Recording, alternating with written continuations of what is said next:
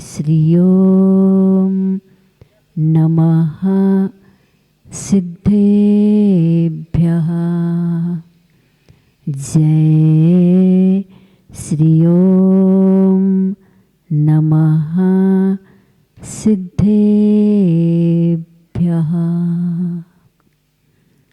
नमः श्री वर्धमानाय निर्धूत कलिलात्मने सालोकानां त्रलोकानां यद विद्या दर्पणायते यद विद्या दर्पणायते।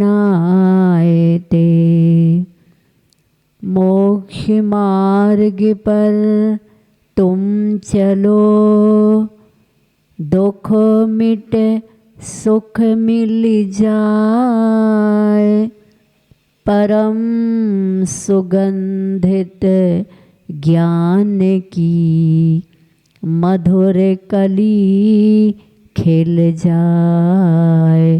मधुर कली खिल जाए। पंच परमेष्टि भगवंतों की, श्री कुंडलपुर के बड़े बाबा की, मूलनायक चंद्रगिरी महातीर्थ के 1008 श्री चंद्र प्रभु भगवान की, विश्वशंकर चिंतामणि पारसनाथ भगवान की, भगवान महावीर स्वामी की, संत शिरोमणि आचार्य भगवंत गुरुदेव श्री विद्यासागर जी महाराज जी की, गुरुनाम गुरु श्री ज्ञान सागर जी महाराज जी की, आचार्य भगवान श्री समय सागर जी महाराज जी की, 3 काम 9 करोड़ मुनि राजों की,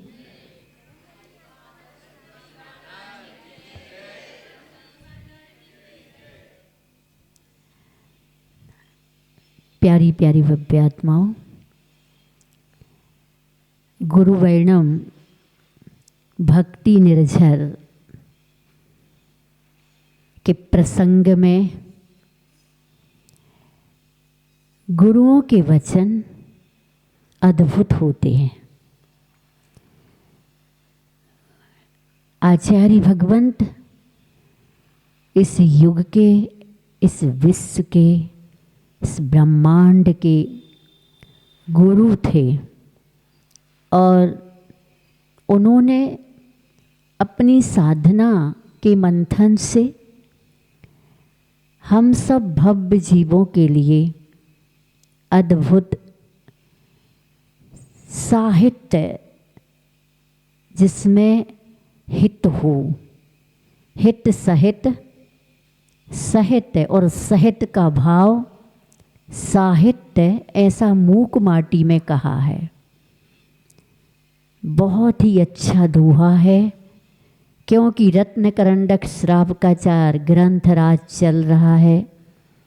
इसके लिखने वाले, लखने वाले स्वामी समंतभद्र आचार्य भगवंत रहे।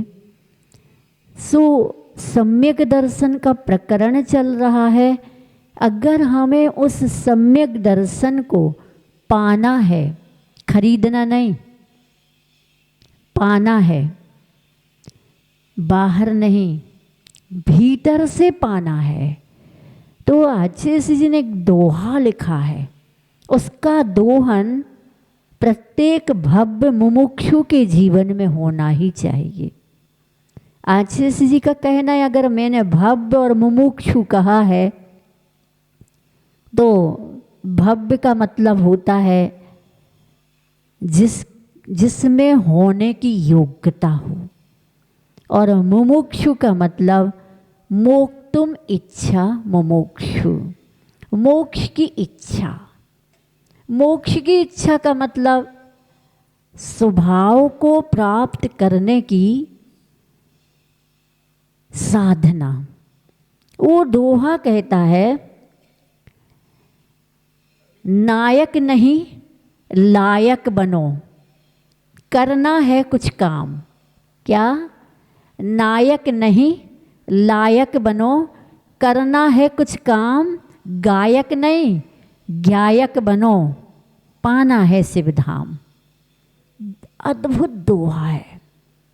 इसका निचोड़ सार दुनिया में जितने भी पहलू पहल करते हैं, गृहस्थ से लेकर के मोक्ष तक, सबके लिए एक ही काम है।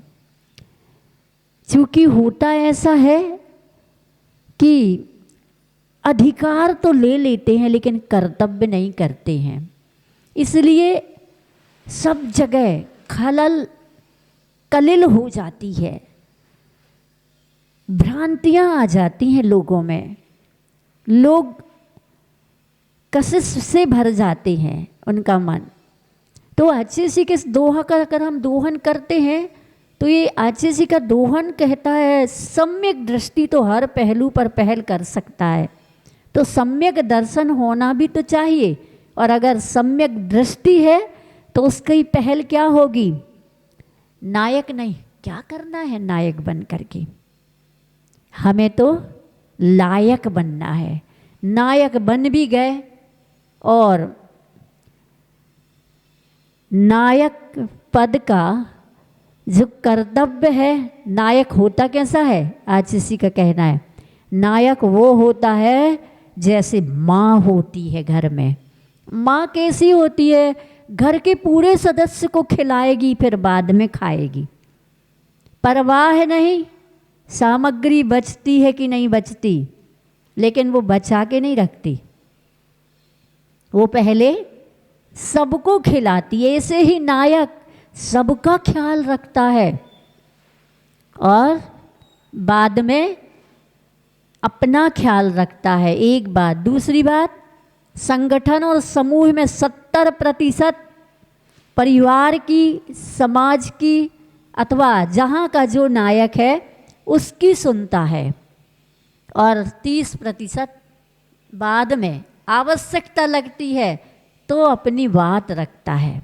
देखता है कि निर्णय में अभी कमज़ोर निर्णय है 70% लोगों का, तो 30% में अपना मजबूत निर्णय दे देता है, और वही निर्णय जो प्रथम इकाई से लेकर के अंतिम इकाई तक के लिए घर का एक नायक सदस्य क्या सोचता है? प्रथम इकाई से लेकर अंतिम इकाई तक का ख्याल, पुद्गल की खाल में रहने वाला सम्यक दृष्टि सबका ख्याल रखता है। ऐसा नायक लायक बन जाता है तो अपने आप ही नायक कहलाने लगता है। नायक बनने की क्या आवश्यकता है? लायक बन जाओ, और लायक बन जाओगे तो लोग फिर चयन करेंगे, चुनाव करेंगे, निर्णय करेंगे कि किसको नायक बनाया जाए। आजकल की व्यवस्थाएं अलग ही हो गई हैं, सब कुछ बदल चुका है, इसलिए आचार्य को ये दोहा लिखना पड़ा। सो गुरु वैणम भक्ति निर्झर, ये गुरु का वचन है, और भक्ति के निर्झर में चूँकि भक्ति करते हैं लोग तो गद्य में भी कर सकते हैं और पद्य में भी कर सकते हैं। आचार्य जी ने निरंजन शतक, निजानुभव शतक, अनेक शतक, ऐसे ऐसे शतक हैं जो ऐसा अमृत झरता है, पीने वाला चाहिए।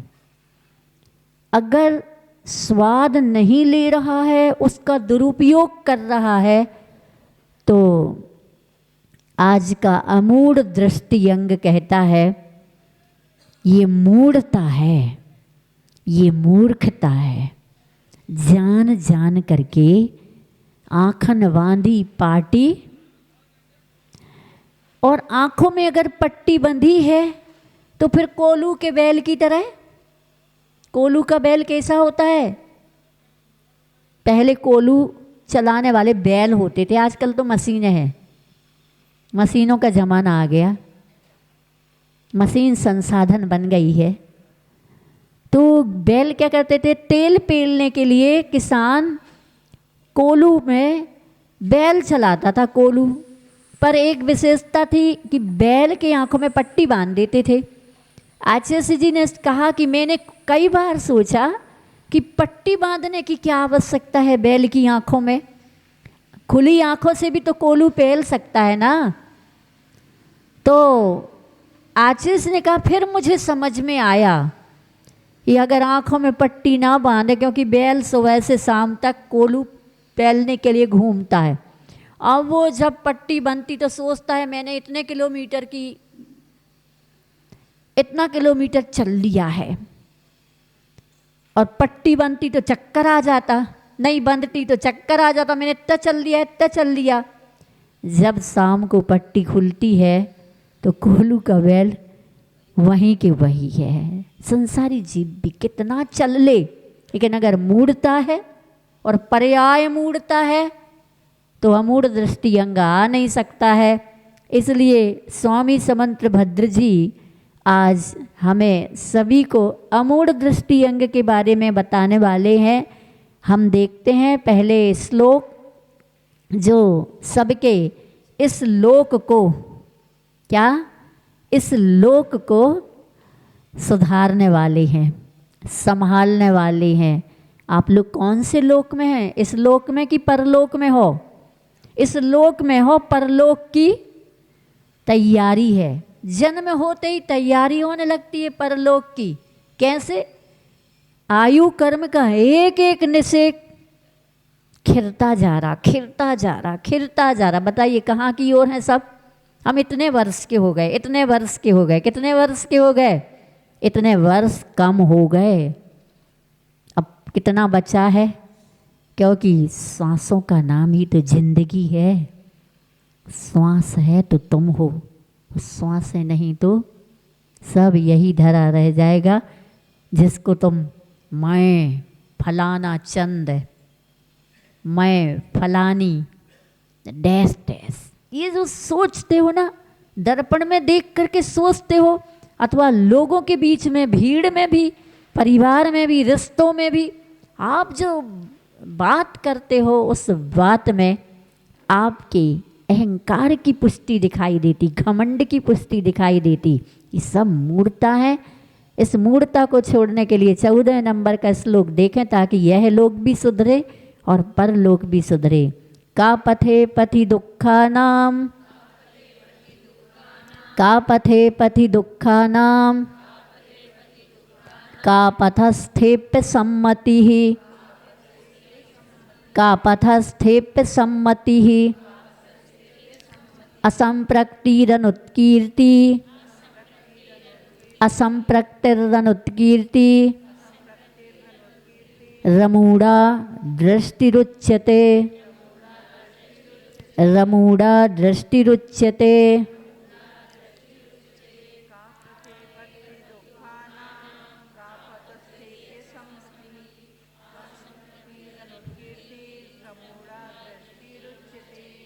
हाँ, का पथे पथि दुःखानां, का पथस्थेप, का पथस्थेपी, का पथ स्थेपी, असम्मतिः, असंप्रक्तिः, अनुत्कीर्तिः, अमूढ़ा दृष्टि उच्यते।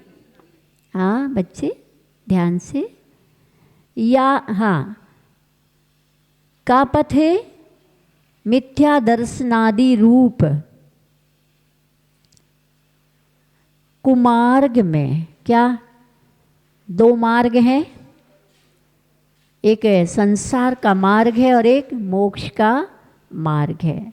संसार का मार्ग मिथ्या दर्शन, मिथ्या ज्ञान, मिथ्याचार, तो जो आज तक चला गया है हमसे।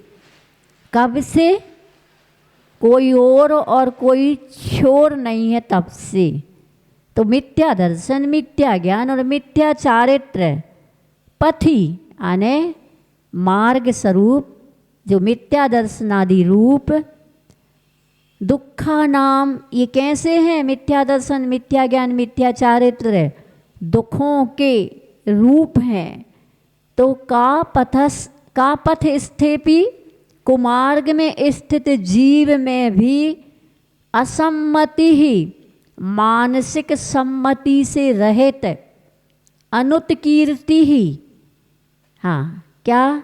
असंप्रक्ति, अनुत्कीर्ति, वाचनिक प्रशंसा से रहित, और असंप्रक्ति शारीरिक संपर्क से रहित। अमूढ़ा दृष्टि उच्यते, अमूढ़ दृष्टि अंग कहा जाता है। फिर से देखें, का पथे पथि मिथ्या दर्शनादि रूप जो मार्ग है वो कैसा है, दुखा नाम है, दुखों से युक्त है। इसलिए का पथ स्थेपी जो कुमार्ग में स्थित हैं उनके प्रति असम्मति यानी शारीरिक संपर्क से रहित, और अनुकीर्ति वाचनिक प्रशंसा से रहित, और असम्मति अर्थात मानसिक सम्मति से रहित, मन वचन काय से रहित, यूं कह दो। अर्थात जो कुमार्ग में स्थित जीव है, अगर उसकी बढ़ती को देख करके, धन दौलत को देख करके उसके, हो सकता है आप देखें दुनिया में जो लोग गलत करते हैं, गलत खाना इत्यादि नॉन वेज खाते हैं, वो कभी आपके सामने व्यवहार करें तो बड़ा मधुर व्यवहार करते हैं, तो क्या उसकी प्रशंसा करोगे? नहीं ना। जो होटल में खा के आता है, आचार्य का कहना है, वो घर में शांत रहता है, और जो शुद्ध भोजन करता है शाकाहारी, वो थोड़ा गुस्सा कर देता है। किसकी प्रशंसा करोगे? है जो होटल से खा के आ रहा है शांत है, लेकिन जो घर में खा रहा है, बना के खा रहा है, थोड़ी गुस्सा कर रहा है, तो उसकी कि उसकी किसकी? यही तो कुमार्ग है। कुमार्ग की न मन से, न वचन से, न काय की प्रशंसा करना। तो माता जी आजकल लोग होटल में खाते हैं, होटल में खाते हैं, होटल से लाते हैं, कौन बनाए, अथवा जंक फूड फास्ट फूड लाते हैं और घर में बना के खा लेते हैं। बड़ी शांति रहती, ना चेंचे ना टेंटे, ऐंच पैंच सब समाप्त। आजकल तो और सुविधा हो गई है, जो चाहिए ऑनलाइन तत्काल आपके घर में। क्या खा रहे हैं? अच्छी अच्छी होटल, जो कौन कौन सी बड़ी बड़ी महानगरों में होटलें हैं ना, 5 सितारा इत्यादि इत्यादि, 5 स्टार 5 सितारा, वो होटल के मालिक भी अपनी होटल का बना नहीं खाते। एक बार आचार्य ने बताया कि मुझे किसी ने बताया कि आचार्य जी एक ऐसा देखा गया कि होटल का जो मालिक है उसका टिफिन आया घर से, तो कुछ लोगों का तो ध्यान ही नहीं जाता। किसी ने पूछ लिया कि आपकी इतनी अच्छी होटल जहाँ दुनिया में हजारों लोग प्रतिदिन आते खाने, और आप घर का मंगा के, मतलब टिफिन आपका आता। ने कहा मैं ये नहीं खाता हूँ। आप ये क्यों नहीं खाते हैं? मत पूछो भाई साहब, अभी बता देंगे तो फिर होटल चलेगी कैसे, है कि नहीं। एक मेडिकल एलोपैथिक डॉक्टर, अच्छे बड़े बड़े डॉक्टर कहलाते हैं, किसी को बीपी हाई लो तो टैबलेट लिख दी, शुगर एक उसकी टैबलेट लिख दी कम या अधिक की, अथवा कोलेस्ट्रॉल तो उसकी टैबलेट लिख दी, और खुद बार बार जाने के बाद, फैमिली डॉक्टर जाने के बाद एक दिन लेट हुआ, आज आप लेट डॉक्टर साहब, मेरी माँ तो बहुत ज़्यादा स्वस्थ है। अरे मैं एक्सरसाइज योगा कर रहा था। एक्सरसाइज योगा क्यों कर रहे थे डॉक्टर साहब? वो क्या हो रहा कि मेरा बीपी हाई और लो हो रहा, तो मुझे इसके लिए अनुलोम विलोम इत्यादि इत्यादि, थोड़ा सा कोलेस्ट्रॉल की। तो डॉक्टर साहब आप मेरी माँ के लिए तो ये टैबलेट्स दे रहे हैं उसके लिए? अरे पूछो मत।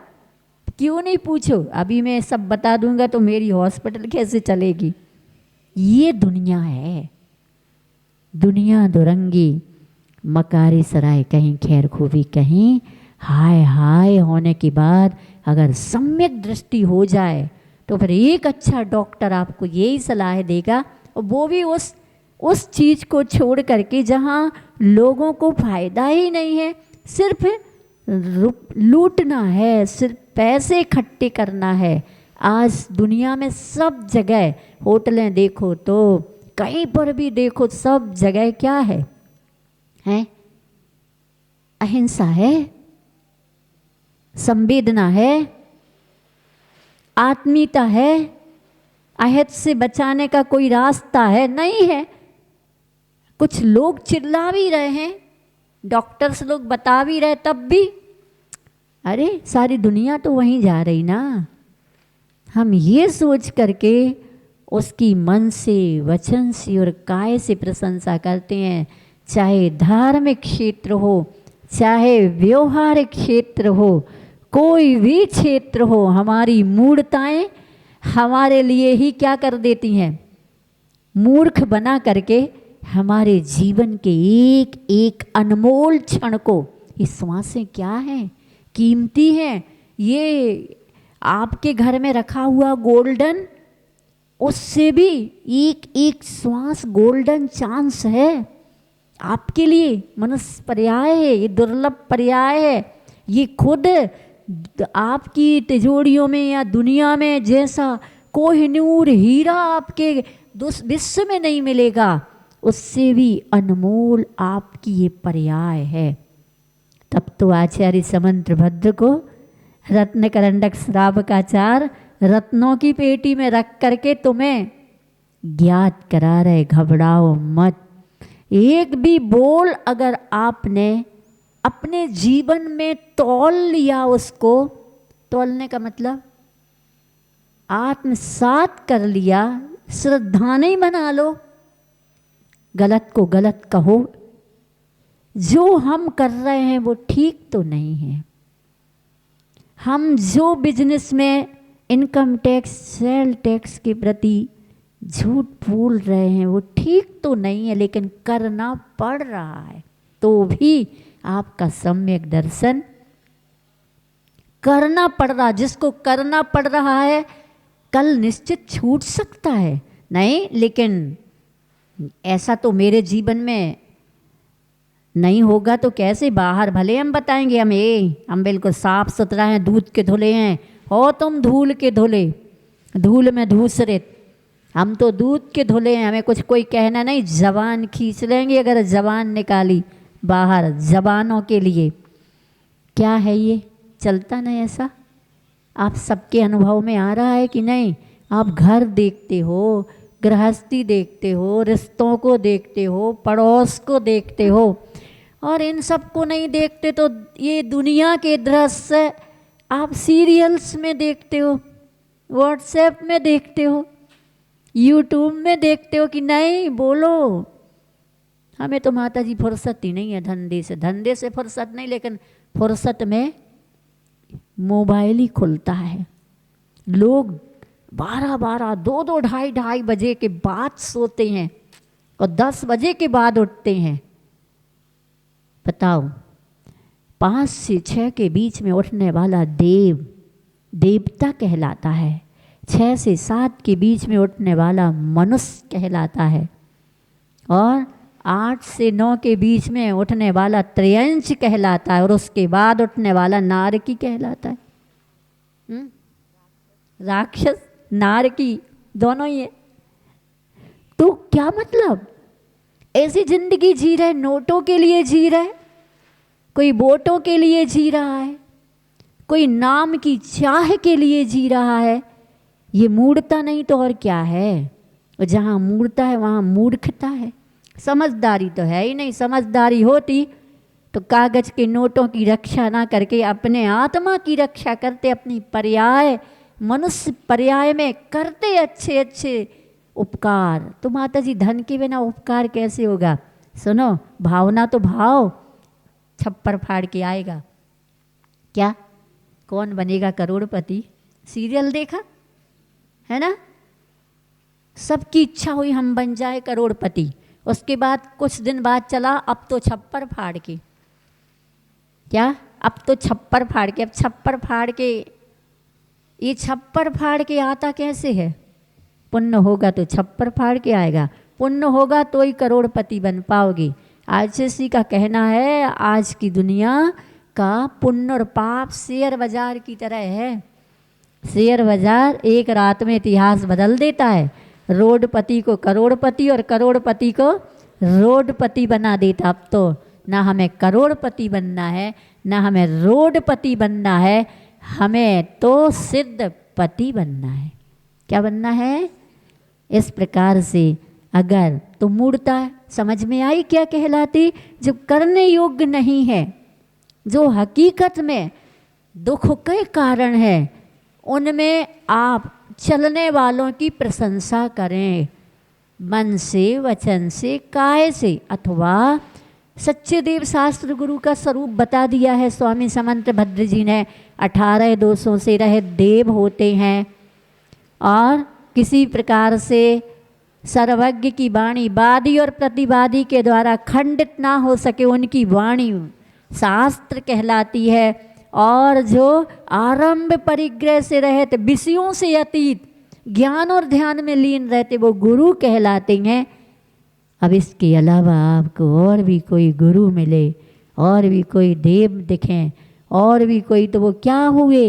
डैश डैश डैश, उनकी प्रशंसा करना बहुत अच्छा है। वहाँ चमत्कार है, चमत्कार यहाँ वहाँ नहीं है, चमत्कार तो तुम्हारी आस्था में है। क्या चमत्कार कहाँ होता है? आस्था में होता है, श्रद्धा में होता है।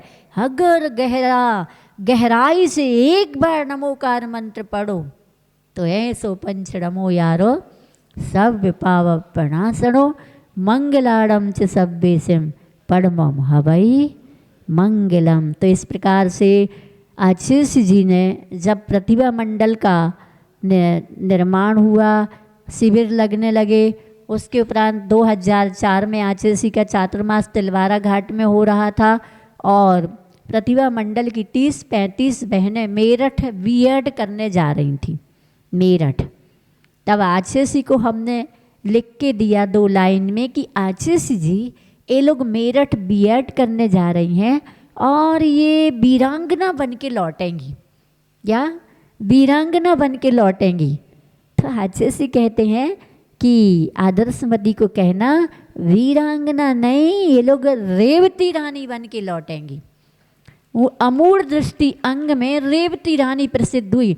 मैंने बहुत सोचा कि आचार्य जी ने रेवती रानी क्यों बन के, हमने सोचा कि अब ये गुरु आज्ञा को इस प्रकार से आंख बंद करके कि कोई भी अगर इनको आकर्षण दे, विकर्षण दे, आरोप करे, प्रत्यारोप करे, लेकिन जो गुरु ने कहा है बस वही आंखों में रहेगा और कोई मूर्ता इनके भीतर आकर्षित नहीं कर पाएगी।